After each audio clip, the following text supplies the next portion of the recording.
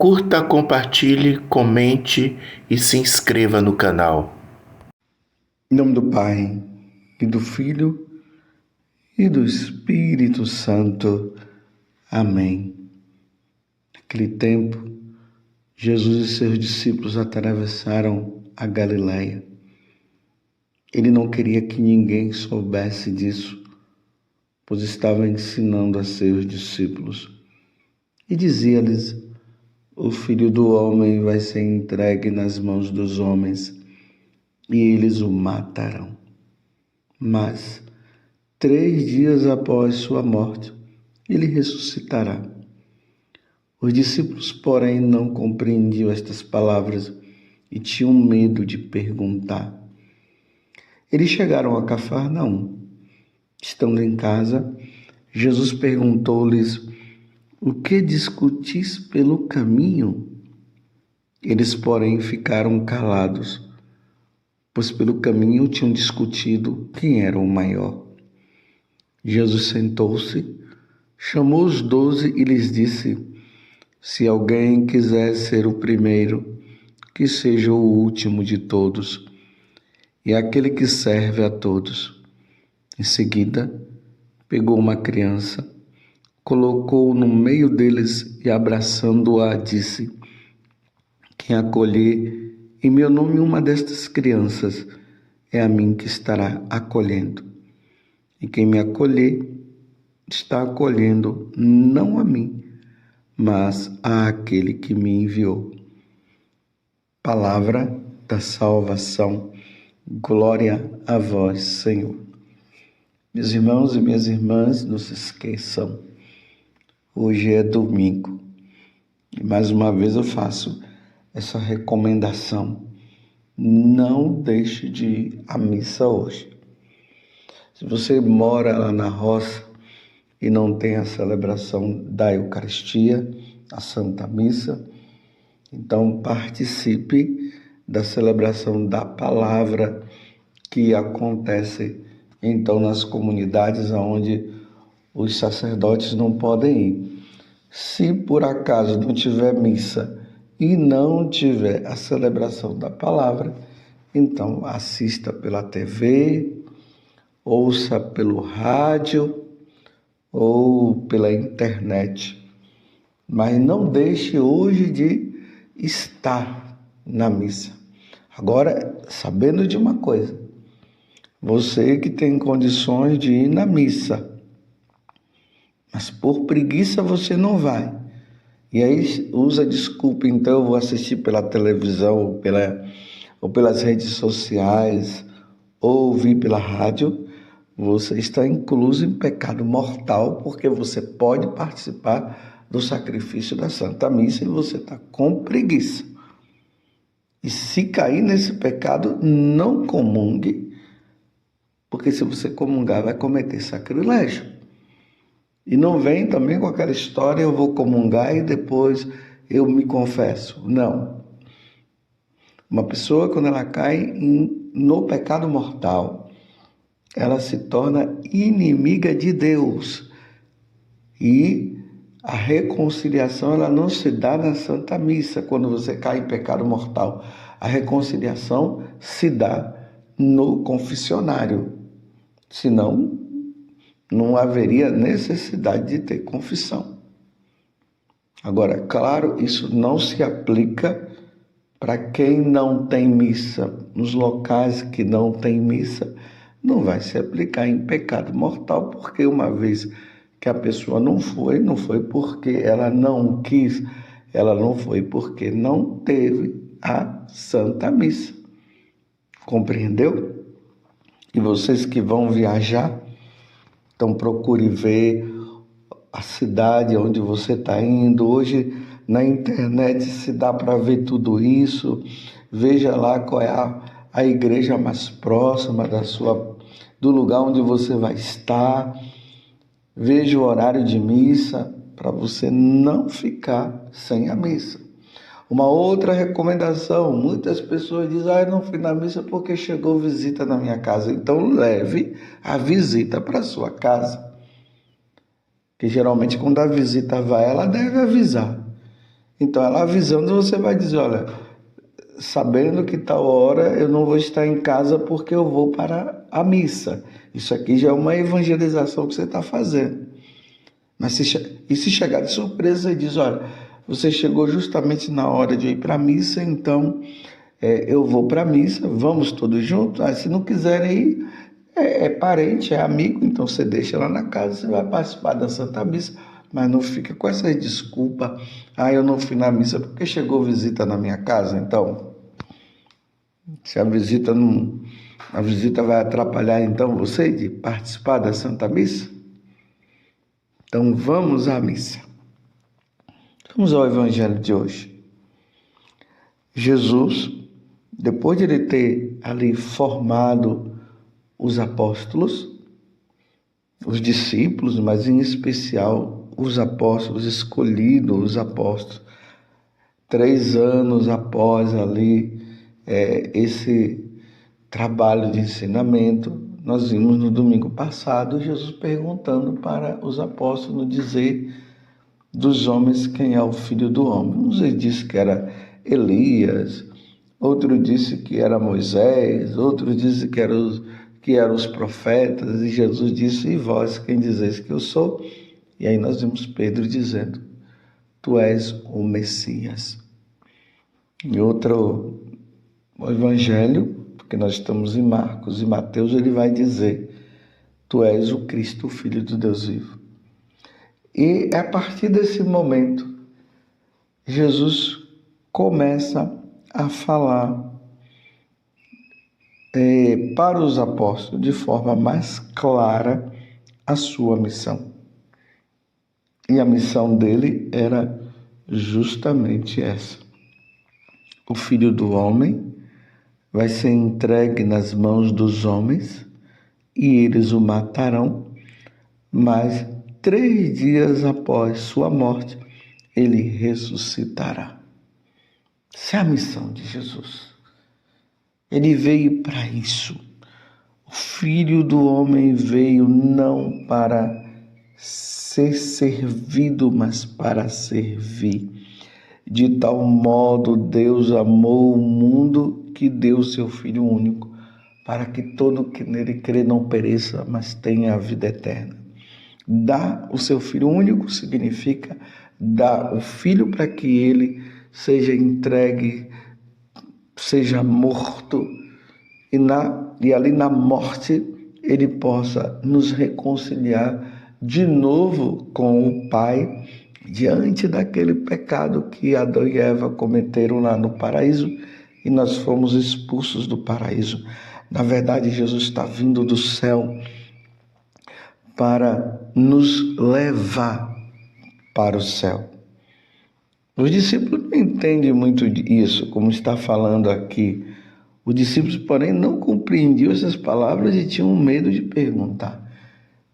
Enquanto Jesus estava falando da sua morte, os discípulos estavam discutindo entre eles quem seria o maior. Veja como é que é o ser humano. Estamos sempre focados fora daquilo que é o que Deus está nos pedindo.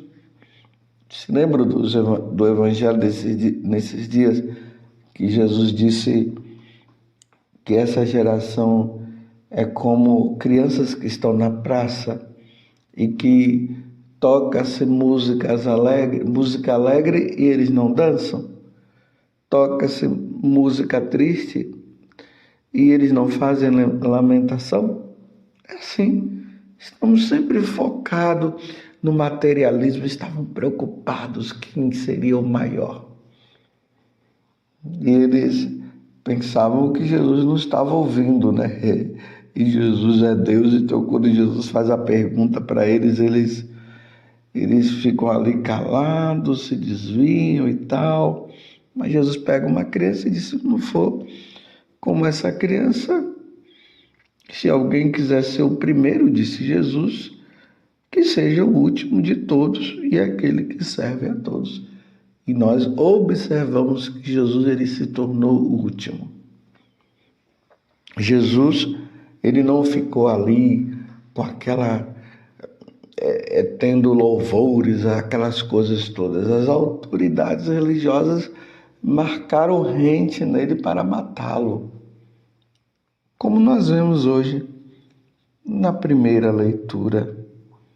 Lembrando que nós estamos no Evangelho de São Marcos, capítulo 9, de 30 a 37. Mas o livro da sabedoria, que é a primeira leitura hoje, está dizendo, é o capítulo 2, está dizendo: os ímpios dizem, olha só, os ímpios, aqueles que não estão com o Senhor, aqueles que não querem saber de Deus, aqueles que Jesus veio justamente para dar a vida.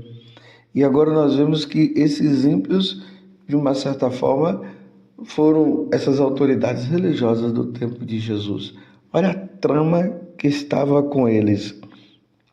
Armemos cilada ao justo, porque sua presença nos incomoda, como a presença de Jesus incomodou as autoridades daquele tempo. Eles se opõem ao nosso modo de agir. Repreende em nós as transgressões da lei e nos reprova as faltas contra a nossa disciplina. Vejamos, pois, se é verdade o que ele diz e comprovemos o que vai acontecer com ele, porque Jesus falou muitas vezes o quê? Que ele é o Filho de Deus. Então, é aqui que ele vai, no versículo seguinte, que é o 18. Se de fato o justo é filho de Deus, e Jesus é o Filho de Deus, por isso ele é Deus, ele está dizendo, Deus o defenderá e o livrará das mãos dos seus inimigos. Vamos pô-lo à prova com ofensas e torturas para ver a sua serenidade e provar a sua paciência. Vamos condená-lo à morte vergonhosa, porque de acordo com a sua palavra virá alguém em seu socorro. E se nós vermos, tudo isso aconteceu com Jesus. Então, as potências do mal representadas por esses homens, os secretários do diabo, fizeram tudo isso. E o que foi que aconteceu? Por Jesus ser filho de Deus, ele foi livre da morte? Não. A missão de Jesus era morrer, era dar a vida, era se oferecer em sacrifício por mim e por você, porque a meta dele, o objetivo dele era nos salvar. Tanto que quando Jesus estava diante de Pilatos, diante daquele julgamento injusto que o Sinédrio estava fazendo, e depois eles gritaram, crucifica-o, crucifica-o, e Pilatos fez de tudo para Jesus não morrer, colocou até ali Barrabás, que era um assassino, e Jesus era o justo, como aqui no livro da sabedoria está dizendo. E eles optaram por Barrabás. E mataram quem? Mataram Jesus. Mas antes, diante dessa conversa que Pilatos estava tendo com Jesus, Pilatos disse, eu tenho a capacidade de não permitir que você morra. Aí Jesus disse, não. Se o Pai não quiser que eu morra, os anjos do céu vêm agora aqui para me defender. Eu estou aqui, Pilatos, de livre e espontânea vontade. Jesus estava ali, de livre e espontânea vontade, meus irmãos. Ele se entregou, ele se tornou o último, como ele está dizendo aqui para os apóstolos. Ele deu a vida por nós. Mas Jesus falou também uma coisa, que o discípulo não é maior do que o mestre. Então, tudo aquilo que Jesus iria viver, iria passar, ele disse que nós também iríamos passar. Se alguém quiser preservar a sua vida, vai perdê-la. Se alguém quiser me seguir, tome a sua cruz e siga-me. Entendeu?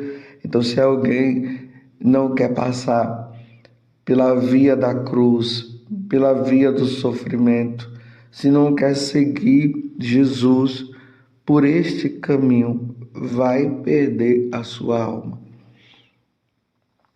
Esses dias anteriores nós comemoramos o martírio de São Mateus e também o martírio de Santo André Taigon, Paulo Chong e companheiros mártires. Eles passaram por esta via de sofrimento igual à via de sofrimento de nosso Senhor Jesus Cristo. Talvez o seu sofrimento não seja igual aos dos mártires que eu acabei de falar, mas seja um outro tipo de sofrimento. Mas o sofrimento nós teremos. Ou nós sofremos com Cristo ou nós sofremos sem Ele. Mas a via de sofrimento nós teremos que passar, porque tudo isso, meus irmãos, é consequência do pecado original. Mas o que é que nos anima? O que é que nos fortalece? O que é que nos dá vigor e força diante dos sofrimentos que nós passamos aqui neste mundo? É a vida eterna. É saber que em poucos momentos, depois de passarmos por esses sofrimentos, nós iremos entrar na vida eterna e estar com Jesus para sempre. E lá não haverá mais dor, não haverá mais sofrimento, não haverá mais pandemia, não haverá mais dor no corpo, não haverá reumatismo e assim por diante. Não haverá, todas essas coisas passarão e teremos vida eterna. Por isso que era necessário que o Filho do Homem, como Jesus está dizendo isso aqui no Evangelho, teria que passar por toda esta sofrimento. O Filho do Homem vai ser entregue nas mãos dos homens e eles o matarão. Mas 3 dias após a sua morte, ele ressuscitará. E na carta aos Coríntios, justamente nesses dias nós vimos ele falando sobre a ressurreição. Um dia passaremos, meus irmãos, desta vida para outra. E graças à morte de Jesus, e em consequência disso, a sua ressurreição, um dia nós iremos ressuscitar. Então, se você está aí desanimado diante dos sofrimentos que você passa, e ainda mais que você está sofrendo por amor a Cristo, não desanime. Olha para frente. Se coloque em oração. Olhe para Jesus crucificado e veja que o crucificado ressuscitou ao 3º dia. Tudo passou na vida de Jesus por amor a nós. Ele poderia ter fugido, mas ele foi em frente, ele pegou aquela cruz e subiu e subiu para o Calvário e lá ele se entregou. Lá ele pediu perdão ao Pai e lá ele pediu ao Pai que nos desse o perdão e ali ele entregou a sua alma. Mas ao 3º dia ele ressuscitou. Um dia, meus irmãos, nós ressuscitaremos. Que a nossa preocupação não seja essa preocupação dos apóstolos, quem é o maior, quem é o melhor. Isso são preocupações humanas. A nossa preocupação deverá ser sempre essa: ser de Deus, amar a Deus, servi-lo, fugir do pecado, viver uma vida santa, e um dia ganhar o céu. E aí nós adoraremos o Senhor, a Santíssima Trindade. Estaremos lá diante do Pai, do Filho e do Espírito Santo. Estaremos com a Virgem Maria, com os nossos santos de devoção e também com os nossos parentes que já se encontram lá. Maravilha! Que coisa maravilhosa! Louvado seja nosso Senhor Jesus Cristo, para sempre seja louvado, e a sua mãe Maria Santíssima, e desça sobre você a bênção de Deus Todo-Poderoso, Pai, Filho e Espírito Santo. Amém. Um santo e abençoado domingo para você.